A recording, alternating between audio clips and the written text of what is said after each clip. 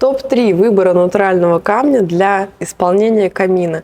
В первую очередь это, конечно, мрамор Бьянка Лаза, причем как в глянце, так и в сатиновой обработке. Это супер приятный материал. Второй вариант – это сочетание кварцита, например, и мрамора, тоже в разных фактурах, не оставит никого равнодушным. Ну и третий – это гранит Баобаб. Этот материал, он как будто бы светится уже изначально и создает эффект подсветки и горящего камина даже тогда, когда вы им не пользуетесь, а просто на него смотрите.